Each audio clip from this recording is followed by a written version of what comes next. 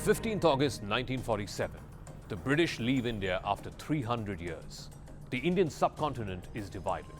Out of the trauma and bloodshed of partition, two nations emerge, India and Pakistan. But the story of partition did not end there. It was just the beginning of decades of conflict, bloodshed, and an unrelenting struggle for peace. It also came to define the life story of both nations, India and Pakistan. Just months after independence, Pakistan launched a covert invasion into Jammu and Kashmir, sending tribal militias backed by the Pakistan army to seize the region. The defining moment came when Maharaja Hari Singh of Kashmir signed the Instrument of Accession to India. That one moment led to Indian troops being airlifted from Srinagar in a daring operation that saved the Kashmir Valley from falling into Pakistani hands. Indian armed forces pushed the Pakistani raiders back, and the war ended with a United Nations mediated ceasefire, and Kashmir was divided between India and Pakistan. But that's an open wound that has festered ever since. The first major war came in 1965. Pakistan launched Operation Gibraltar, sending soldiers disguised as locals into Kashmir to foment rebellion. But India fought back fiercely. The most defining moment of the War of 1965 came in the Battle of Asal Uttar near Khemkaran, where Indian troops who were heavily outnumbered destroyed Pakistan's armored spearhead, turning the tide of the war. India captured key territories in Punjab, which is the heart of Pakistan. The 1965 war ended in the Tashkent Agreement brokered by the USSR, which brought an uneasy peace. Then, the most dramatic war happened 6 years later in 1971.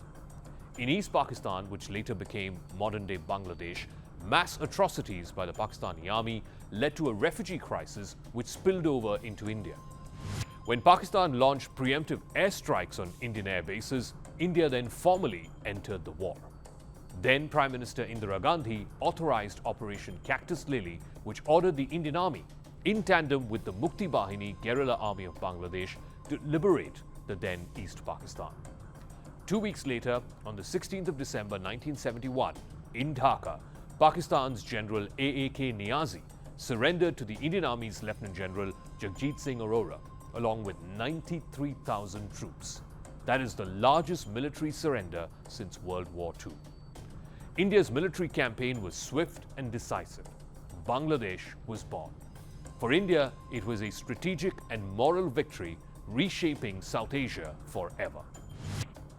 The next war came in 1999. In an audacious move, Pakistani soldiers and army-backed terrorists occupied Indian positions in Kargil along the line of control. India launched Operation Vijay to reclaim its territory. For 3 months, from May to July, Indian troops battled as they pushed back against the Pakistani army and pushed their regulars as well as the terrorists out of key strategic heights which they had captured. Finally, in July of 1999, Indian troops captured Tiger Hill, a fierce high-altitude battle where Indian soldiers fought against unimaginable odds to take back a crucial post. With determined ground assaults and airstrikes, India reclaimed all the occupied heights in Kargil. The War of 1999 reaffirmed India's military resolve and exposed Pakistan's betrayal on the world stage. From the late 1980s, Pakistan has shifted its military tactics from conventional wars to proxy wars. It has armed, trained, and infiltrated terrorists into India, and that became the strategy of bleeding India by 1,000 cuts. Over the last 40 years, India has faced countless terror attacks, bombings, shootings, massacres, all supported from across the border. In November of 2008, 10 Pakistani terrorists from the Lashkar-e-Taiba unleashed carnage across Mumbai. It killed 166 innocent people. The world watched in horror. One of the terrorists, Ajmal Kasab, was captured, tried, and then sentenced to death by Indian courts.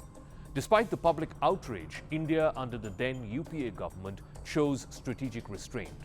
Concerns of international pressure, fear of nuclear escalation, and a deep-rooted doctrine of restraint tied India's hands. But the scars of 26/11 remained in every Indian's mind. In 2014, Prime Minister Narendra Modi extended an unprecedented olive branch.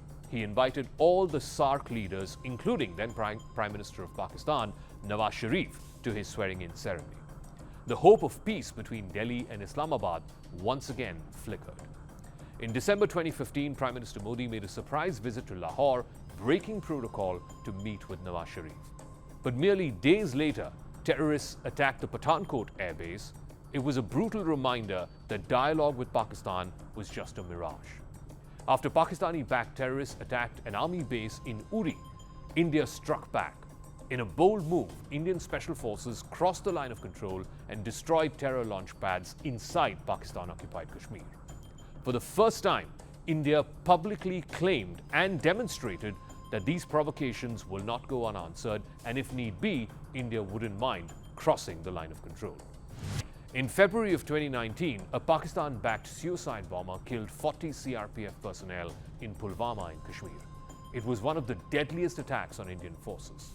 In response, in a historic first, Indian Air Force Mirage jets crossed the line of control and bombed terror camps inside Balakot, which was deep inside Pakistan-occupied Kashmir.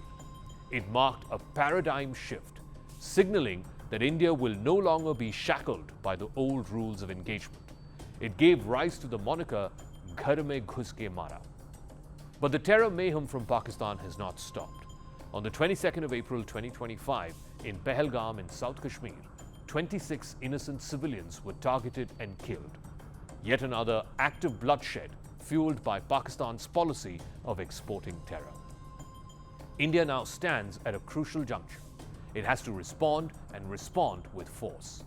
History shows that Pakistani provocations which go unanswered only embolden them. The blood of innocents cry out for justice. It is time for India to respond with clarity, conviction, and the strength of its collective will. The world watches with bated breath.